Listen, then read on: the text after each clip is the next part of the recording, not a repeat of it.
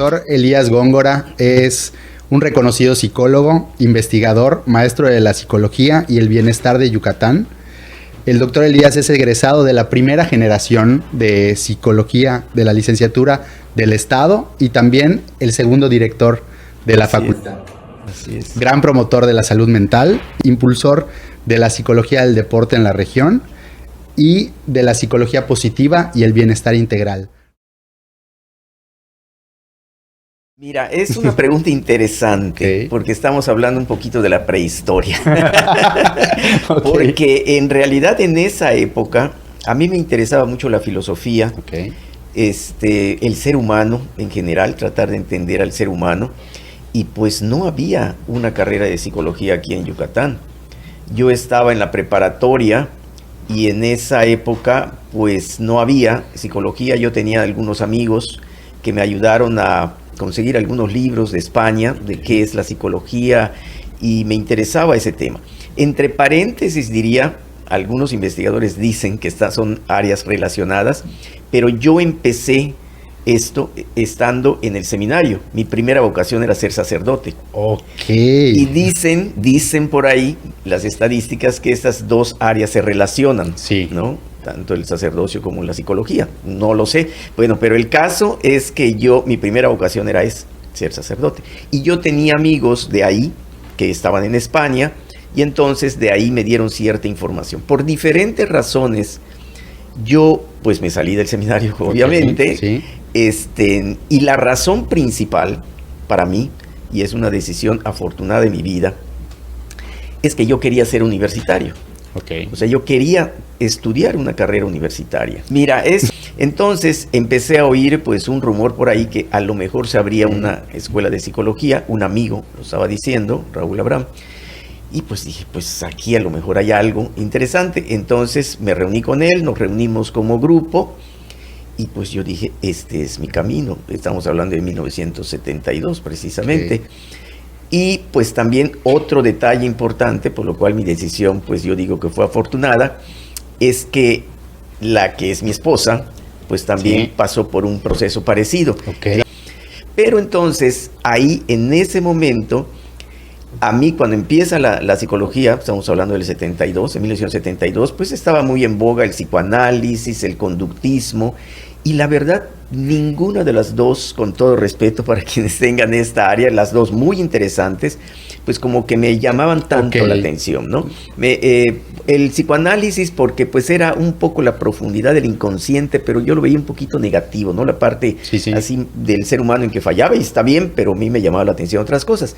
Y el conductismo, que tenía un método muy interesante, en realidad se distinguía por eso precisamente, pues yo lo veía un poquito superficial porque era estudiar nada más la conducta. El enfoque que más me llamaba la atención era el enfoque humanista, de Maslow, Rogers y lo demás, ¿no? De hecho, Maslow es el primero que habla de psicología positiva. Pero lo que ahí faltaba era precisamente la parte de investigación. Entonces, ahí por eso yo me voy más por la filosofía, más por el enfoque humanista. Termino mi carrera como estudiante y después tenía yo un libro en el que buscaba frases positivas de los psicólogos. O sea, de los libros que leí y estudiaba de psicología, ¿qué cosas positivas decían? ¿Desde ahí? Desde allá. Me llamaba la atención más eso que la parte patológica, ¿no? Que sí es muy importante, definitivamente, pero por alguna razón me llamaba la atención eso. Y de ahí me fui enfocando, combinando, pues, lo que es la psicología propiamente educativa, que me llamó mucho la atención. Yo estudié la maestría en psicología educativa, estudié mi doctorado en psicología social y, pues, después de ser director, fui jefe de posgrado y varias cosas administrativas, hasta que ya me fui enfocando a la parte académica y me empezó a llamar mucho la atención eso, ¿no? O sea, ¿cómo puede el ser humano funcionar de la mejor manera posible? No tanto porque fallamos o porque estamos mal, ¿no? Sino cómo puede funcionar de la mejor manera posible. Entonces, en el camino me llama la atención en la filosofía la ética, que tiene como objetivo principal la felicidad. De hecho, la filosofía, aunque a veces no se ve así, Epicteto, un filósofo, decía, la filosofía tiene como tema la vida, como medio la razón y como objetivo la felicidad. Y a mí me llamaba mucho la atención la ética, porque la ética a veces se nos presenta como todo lo que está prohibido es pecado o engorda. Claro. O sea, todo lo que está mal, cuando en realidad el objetivo de la ética es cómo podemos ser felices. Lo contrario también, como se ha presentado. ¿Qué debo hacer? ¿Qué debo hacer para respetarme y respetar a los demás y yo sea feliz en la ética? Y otra área en el camino de la psicología que me llama la atención es el deporte. Porque el deporte es un laboratorio de la vida. Y para ser felices necesitamos poner en práctica y entrenarnos. O sea, cómo estar bien, que es el bienestar, cómo funcionar de la mejor manera, pues tenemos que prepararnos para eso. No es una cuestión de azar, no es una cuestión de me va a caer del cielo, ¿no?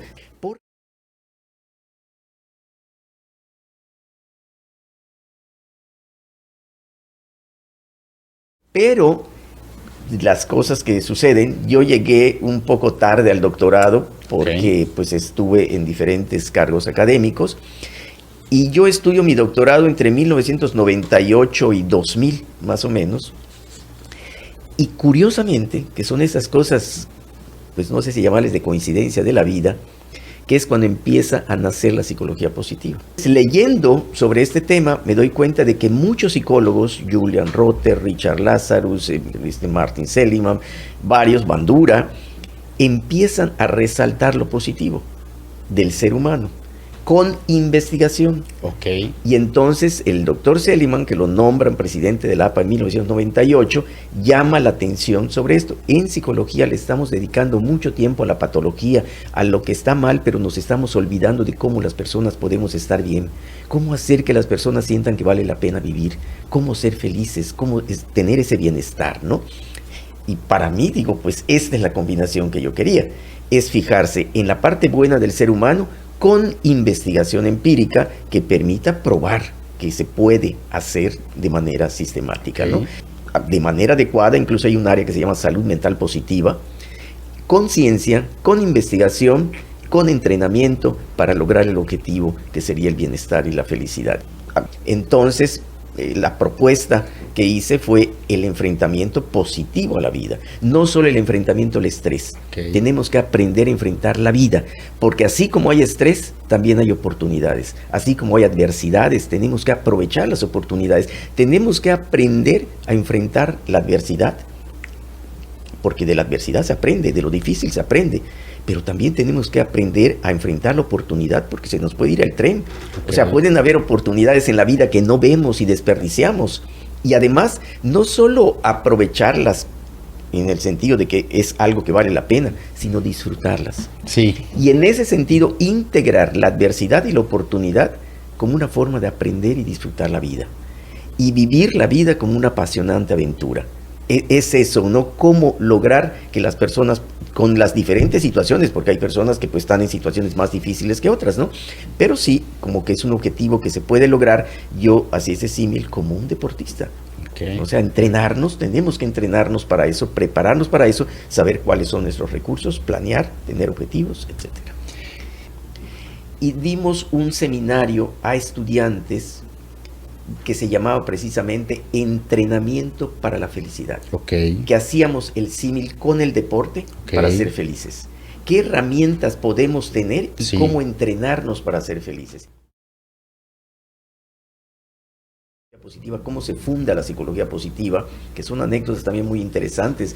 El doctor Seligman se reunió en Cancún con sus familias y varias cosas, y hacen sus relatos, y entonces ahí aportan algo muy importante que creo que sigue siendo vigente o debe de seguir siendo vigente, cómo la ciencia, lo que se descubra científicamente, puede tener aplicación para la vida. Porque a veces, así como se ha pensado en filosofía, ¿no? Que los filósofos son nerds y están en su nube y no tienen nada que ver con la vida, cuando en realidad no debe ser así.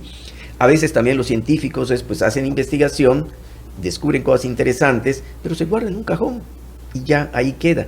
Aquí la psicología positiva dice, no, tenemos esto que descubrimos, tenemos que ver cómo aplicarlo a la vida.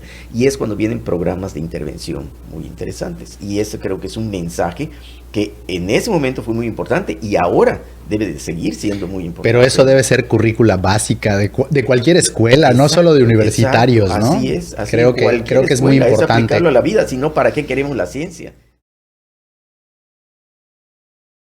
cómo el doctor Elías sintió la primera vez que estaba haciendo psicología.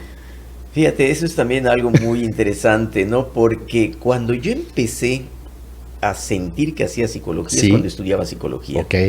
Porque, fíjate, cuando estudiamos psicología, por ejemplo, el pensamiento, Sí. estamos pensando. Ok. Cuando estudiamos el aprendizaje, estamos aprendiendo. Sí.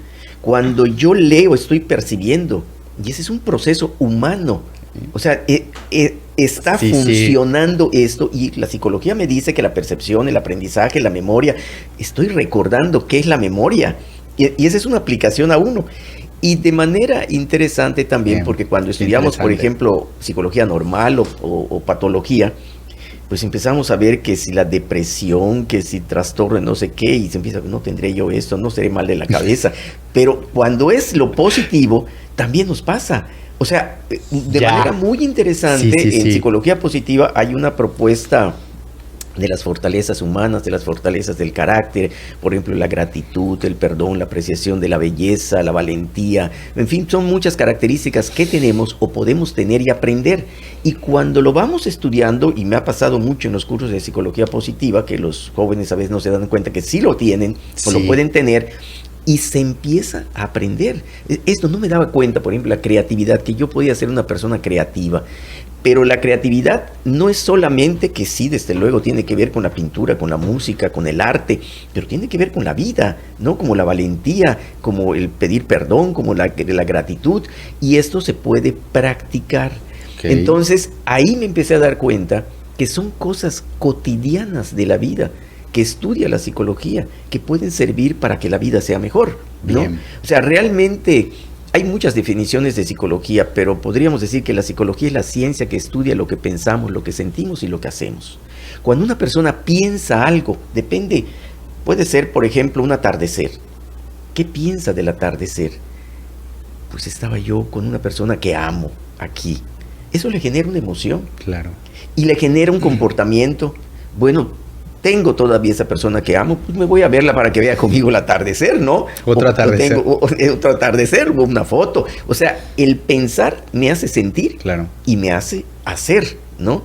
Y esto es hacer psicología. A Sí. esto, ¿cómo lo aplico yo a mi vida? Si esto es así, ¿cómo lo puedo aplicar de la mejor manera posible? O sea, no solamente para no fallar, sino para hacerlo lo mejor posible. Porque ese es otro aspecto interesante, que a veces se confunde el estar menos mal con el estar bien, o el bienestar. La persona que Qué está interesante. menos estresada no necesariamente es feliz. O sea, la persona que tiene menos problemas no necesariamente tiene una vida plena.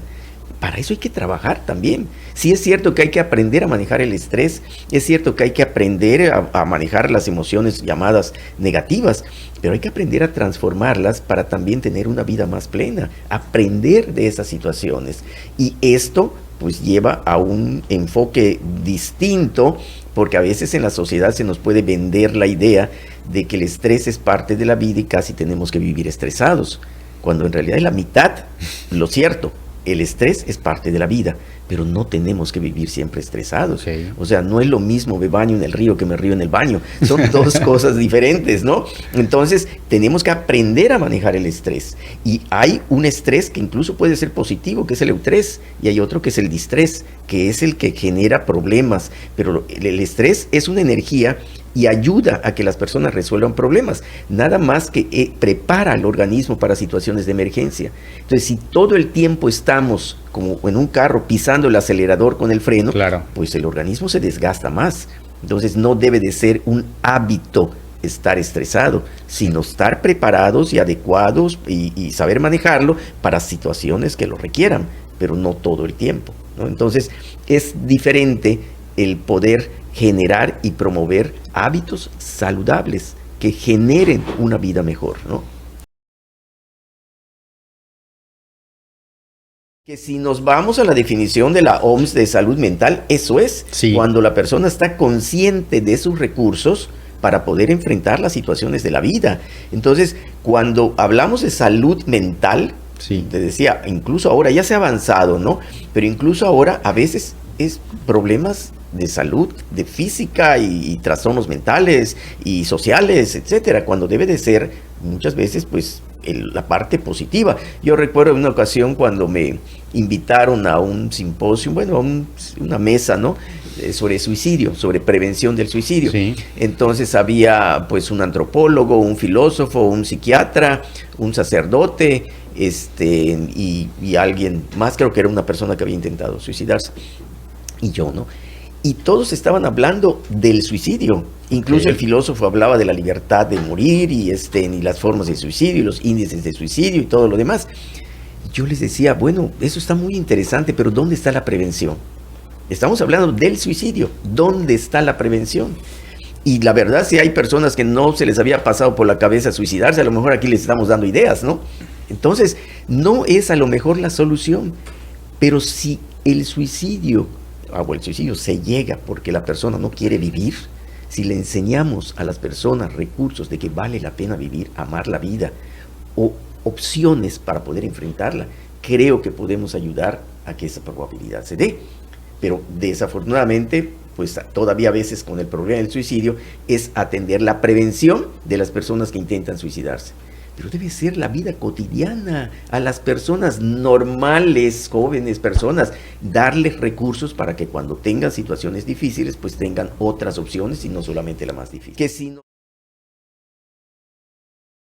Y por eso se habla más, bueno, creo que es más preciso, incluso el doctor Richard Davidson, que es un psicólogo que está haciendo cosas muy interesantes, es hablar de mentes saludables, más que de salud mental nada más, ¿no? Okay. Porque la mente se debe entrenar, se debe preparar. El cerebro es algo maravilloso que desafortunadamente a veces se nos olvida que lo tenemos, pero es un recurso muy importante que nos puede ayudar para muchísimas cosas, y la neurociencia pues lo ha ido descubriendo cada vez más. La plasticidad del cerebro es como un músculo, pero ese músculo se tiene que entrenar. Si no se usa, pues no se usa y no funciona igual, ¿no?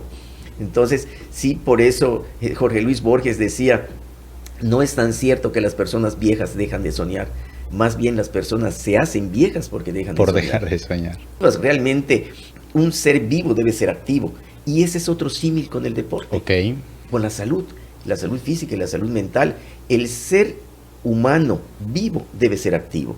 Un ser humano vivo que no se mueve cae en una situación de sedentarismo que no ayuda a la salud, pero eso también lo podemos aplicar mentalmente. Una persona que diga, pues yo para qué voy a pensar, qué voy a hacer, no, aquí me quedo a dormir nada más, o pues no está desarrollando esa habilidad que puede tener, y por eso pues a lo mejor puede hacer menos cosas, ¿no? Fíjate, Albert Einstein decía también algo parecido, pero decía, en la vida tenemos que hacer como si fuéramos ciclistas. Estar en movimiento y en equilibrio. O sea, porque ese es otro principio importante de la vida, moverse, pero también el equilibrio. Sí. Llegar a posturas extremas no nos ayuda, incluso alguna cualidad llevada al extremo empieza a dejar de serlo, ¿no? Y lo mismo, una no sea cualidad llevada al extremo, pues nos perjudica mucho. Es el equilibrio, la justa mesura, como decían los latinos, ¿no? Por ejemplo, doctor, ¿qué acciones considera para las personas que nos están viendo? ¿Qué acciones prácticas pueden ellos, de repente, al estar enfrentando el día a día, pueden sentirse un poco abrumados, como usted mencionó, un poco estresados? ¿Con qué pueden empezar? La terapia es una herramienta muy importante. Bien. Muy importante. Pero no necesariamente las personas tienen que tomar terapia para estar bien. Yo respeto mucho a las personas que van a terapia y quieren ir a terapia porque quiero ser mejor. Lo respeto muchísimo. Pero hay muchas otras formas. Bien. Hay muchas otras formas de estar bien. Y yo voy a mencionar poquitas. No, adelante. El tiempo. Pero hay unas, por ejemplo, estamos ante una situación de muchas actividades, que la persona está tensa por muchas cosas. Lo que se ha descubierto, por ejemplo, yo en mi tesis que estudié mucho eso del estrés y del enfrentamiento, ¿cuándo nos estresamos? ¿Por qué nos estresamos? El estrés empieza cuando la persona percibe que lo que está allá o está pensando le puede rebasar. O sea, el control de la situación es algo muy importante para la persona, para que no se estrese. Cuando percibe que no puede tener ese control, o son muchas cosas, o es poco tiempo, o no lo sabe, se genera un estrés. ¿Qué tenemos que hacer? Pues en primer lugar, si es cuestión de tiempo, planear.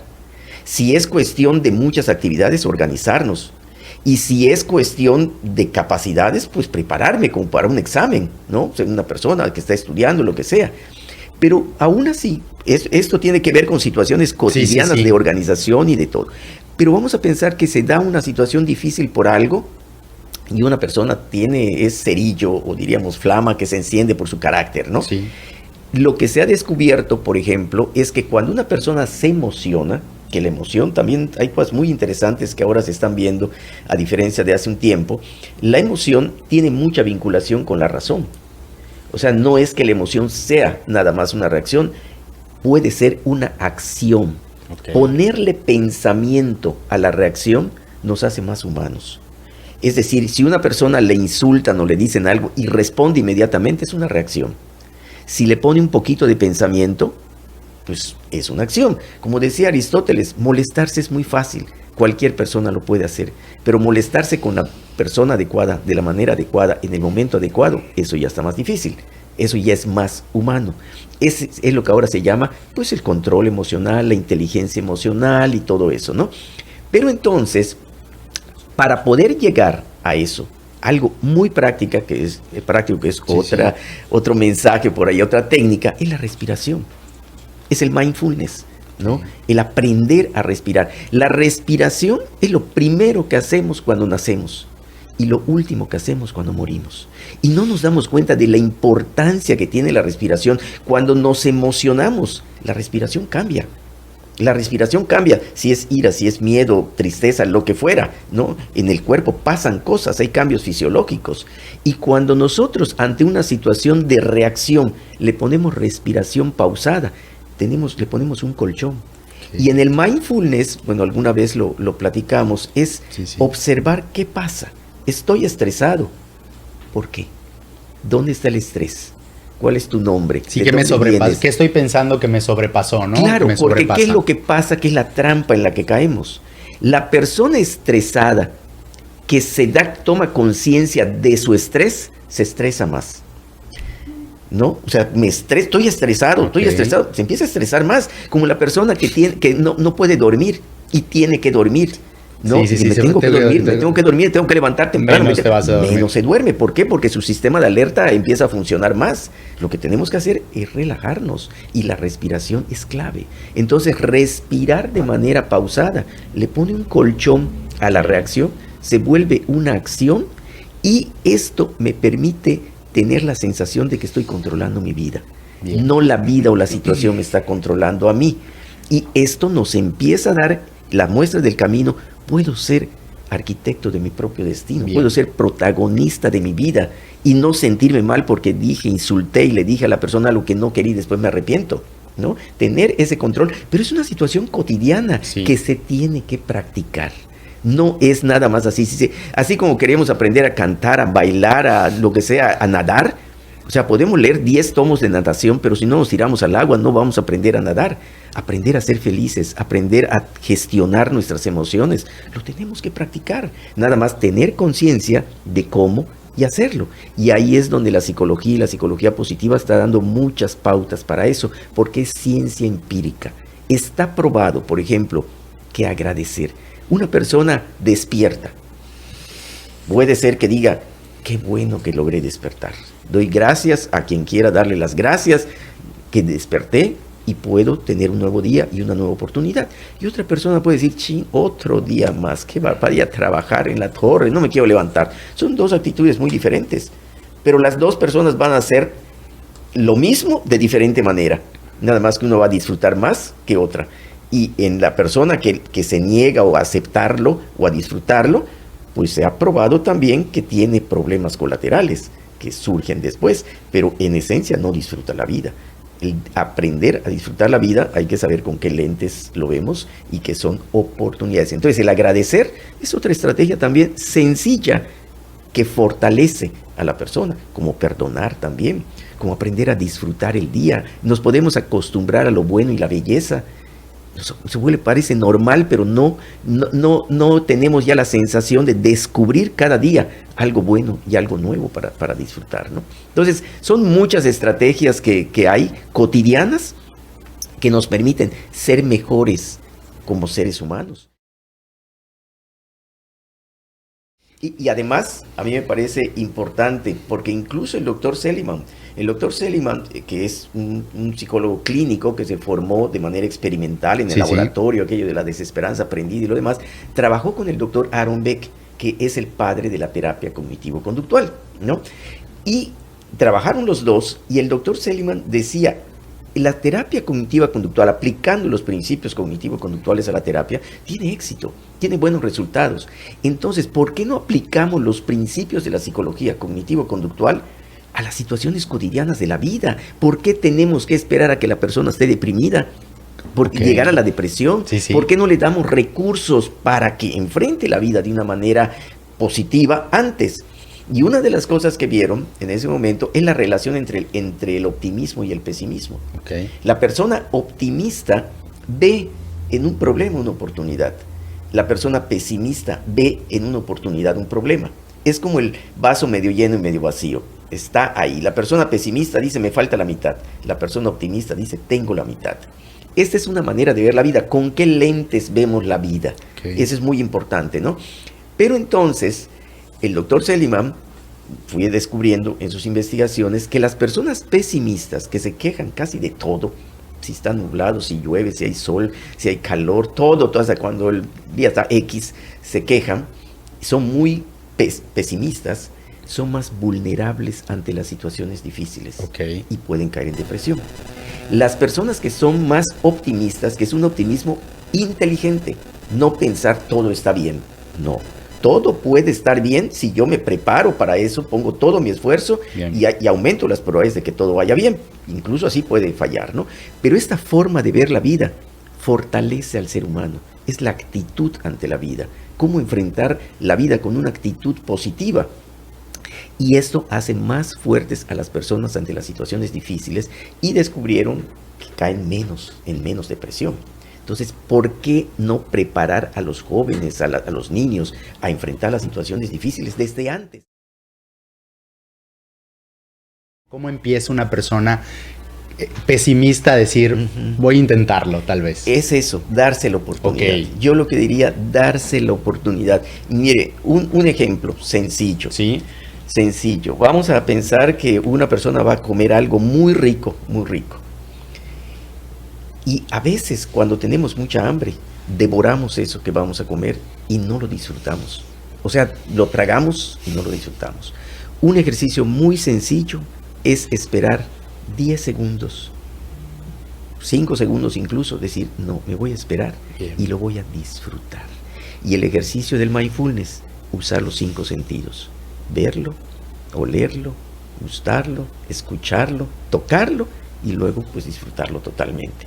Y así es parecido en la vida, ponerle un poquito del tiempo y creer que es posible, darnos la oportunidad nada más, simplemente darnos la oportunidad y no caer en el hábito, o sea, nos ponemos en el chip del automático y pues, estamos en el trabajo, llegamos a la casa y ni supimos cómo llegamos, ¿no? Sino estar conscientes de lo que son los instantes de la vida. Pues mira, yo la verdad trato de vivir de acuerdo con lo que sé, disfrutar la vida. Para mí algo muy importante es sabiduría. Tiene una raíz que es saborear.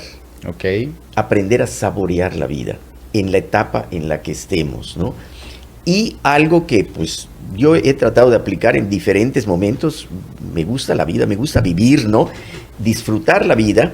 El mindfulness nos ayuda a tener una conciencia del momento que estamos viviendo. Porque se nos puede escapar la vida pensando en lo que hice ayer, lo que voy a hacer mañana. A veces podemos caer en la trampa de que para que yo sea feliz, pues es cuando yo me vaya a Hawái, o cuando yo me saque la lotería, o cuando yo sea millonario, y pues se nos va la vida con eso, ¿no? Incluso en situaciones prácticas, no, estoy trabajando porque yo voy a ser feliz el fin de semana. Y toda la semana, se te va la semana y no eres feliz. Cada momento es una oportunidad para ser feliz. Y por eso digo, es parte de la creatividad. ¿Cómo puedo usar mi cerebro, mi mente y mi corazón para tratar de ser feliz hoy, en el momento que estoy? No, por ejemplo, ahorita lo digo de veras sinceramente, yo estoy feliz aquí. Gracias. Estoy disfrutando, igual disfrutando esto. Puede ser, por ejemplo, que pensara una persona, ¿no? Chispas, voy a tener una entrevista, un pendiente más que voy a... No, o sea, se vuelve una oportunidad. Sí. Es una oportunidad, ¿no? Y disfruta uno esto y lo hace. Yo, como anécdota también, quisiera comentar que yo de joven, además de que no me gustaba mucho interactuar con personas, porque me gustaba mucho leer, estudiar solo, todo. Sí interactuaba, ¿no? Pero pues yo prefería, en lugar de ir a alguna fiesta, un baile, me gustaba quedarme leyendo, lo cual no lo aconsejaría yo para jóvenes, ¿no? Todo se vale y todo se debe hacer, son cosas que uno va aprendiendo, ¿no? Pero en realidad cuando fui avanzando en la vida, me fui dando cuenta de la importancia que tiene el ser humano en la interacción. O sea, interactuar con el ser humano. El mejor capítulo en el texto del universo es el ser humano. Y esto también es parte de hacer psicología. Uno puede leer mucho, pero si no lo aplicas en la vida, pues no te ayuda mucho, no te sirve mucho, ¿no? Entonces, el cómo vivir y cómo aplicar esto para mí en todo este proceso y este transcurso cada vez ha sido más claro y vital, ¿no? Cómo aplicar lo que uno estudia, lo que uno vive.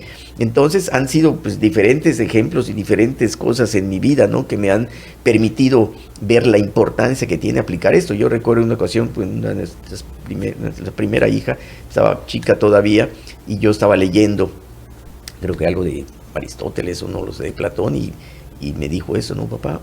Jugamos. Creo que tenía 2 años. Y espérate un momento, jugamos. Espérate un momento. Y así estaba, hasta que la tercera vez le dije, ya te dije que me esperes un momento, por favor. Se sentó, ahí la policía empezó a lagrimar. Entonces yo fue cuando me di cuenta. Ya, sí. ¿Qué estoy haciendo? O sea, Aristóteles no se va a ir, se va a quedar aquí, pero mi hija sí va a crecer, se va a ir, y este momento lo estoy perdiendo, ¿no?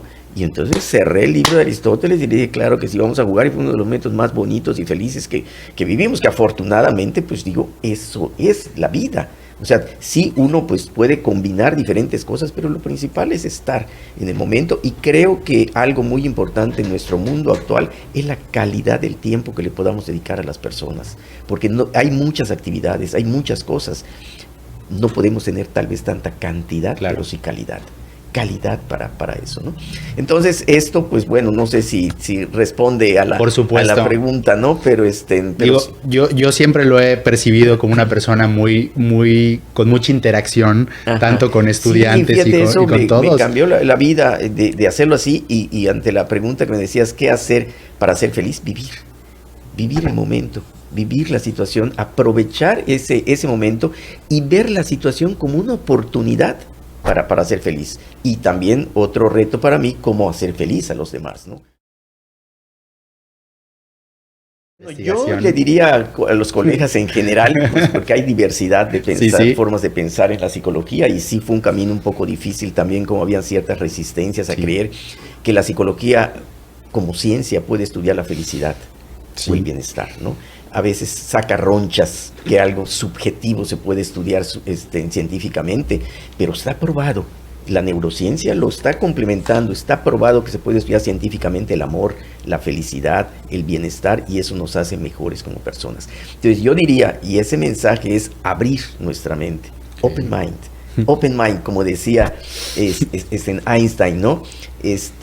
Las mentes se parecen a los paracaídas, solo funcionan cuando están abiertas. Entonces tenemos que abrir nuestra mente, porque la ciencia así es. O sea, no tener esas posturas a veces radicales, porque una de las cosas que se está descubriendo cada vez más, afortunadamente, es que para poder lograr que la persona sea feliz y esté sana mentalmente, no se va a poder con un método nada más, ni con una ciencia. Ahorita no es solamente psicología positiva, son las ciencias positivas, todo. Los premios Nobel de ahora están confirmando esto. Precisamente de la maravilla que es la mente humana, los padres de la inteligencia artificial lo están probando.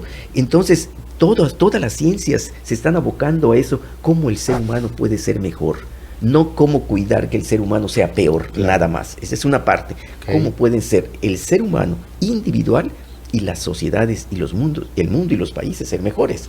Todo para colaborar. Entonces, mi mensaje sería ese, open mind, es posible ser feliz, es posible ser feliz. ¿Cuál es su lugar favorito para relajarse? Wow, pues mira, yo te diría, sinceramente, mi mente.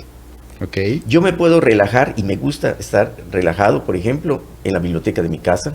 Sí, mi casa también. Gracias. Soy católico y me relaja mucho estar en mi iglesia, sobre todo cuando hay gente. Okay. Cuando hay esa paz y tranquilidad me relaja mucho. Sí, sí. Frente a la playa, yo soy progreseño, soy del mar, me encanta el mar, me encanta la playa, el ruido del mar, las olas, me encanta ver el cielo estrellado, en la luna. Me relaja, me tranquiliza mucho también, pero hay muchas cosas, ¿no? Muchas cosas que están en la mente. Yo, por ejemplo, lo he practicado y también es una anécdota cuando a veces mi esposa y yo nos íbamos ya en familia, que a Cancún, que compras y lo demás. Yo a veces me quedaba a leer en el centro ahí de la isla o de la tienda, lo que fuera. Me ponía yo a leer y todo me concentraba en lo que hacía, me relajaba y disfrutaba, ¿no? O sea, mucho por eso ese entrenamiento de la mente, ¿no? El lugar para ser feliz o estar relajado muchas veces está en la mente, ¿no? Y los ojos con los que vemos la vida, ¿no? ¿Alguna frase o mantra que lo inspire? Pues mira, para mí algo que en mi vida me ha acompañado afortunadamente y ojalá me siga acompañando es el amor. O sea, para mí el amor es el complemento de la felicidad. Por eso yo siempre he dicho, si alguna vez perdemos el rumbo de la felicidad, tratemos de encontrarla en el amor. Y para mí algo es, por ejemplo, incluso cuando hay alguna situación de aprovechar y todo, es cómo respirar amor. Respira amor, ¿no? Y expira tal vez lo que no quieras, tal vez, ¿no? Estrés, preocupación o lo que fuera, ¿no? Pero sí todas las frases que giran sobre eso son muy importantes, ¿no? Por ejemplo, Blas Pascal decía, el verdadero amor vence al tiempo, porque cada día vuelve a nacer. Y San Agustín decía, la medida del amor es amar sin medida. Y me acompañan mucho esas frases, ¿no? Que me inspiran. Se ha demostrado, y la neurociencia lo ha probado, que el ser humano es bueno por naturaleza. Y que el ser humano ha nacido para amar y ser feliz, no para odiar y ser infeliz. Pero esto lo tenemos que practicar. O sea, la persona tiene que creer en eso. La felicidad no es una estación a la que se llega, sino una forma de viajar. La felicidad no depende de las cartas que nos tocan, sino cómo las jugamos. Y eso también necesita la estrategia, ¿no? Y como decía Eduardo Galeano, si alguna vez la noche de tu vida es demasiado oscura, aprendamos a volar como si fuéramos murciélagos, pero no dejemos de volar, ¿no? O sea, la parte de la naturaleza del ser humano es volar aun cuando hayan problemas, aun cuando la situación sea difícil, pero usar los recursos que tenemos. Y parte de la psicología y de la psicología positiva es mostrar a las personas, mira, tienes esto, puedes usar esto, te puede ayudar esto, si sigues este camino, a lo mejor te funciona mejor esto, ¿no? Dar esas opciones y esas posibilidades realmente. Muchas gracias, doctor. Pues, ¿algún mensaje final que quiera darle a la audiencia? Pues, complementando esto, yo diría como mensaje final que cada minuto tiene 60 oportunidades para ser feliz. Y este minuto es la primera oportunidad que podemos tener en donde estemos y en el momento que estemos para hacerlo. Vale la pena intentarlo.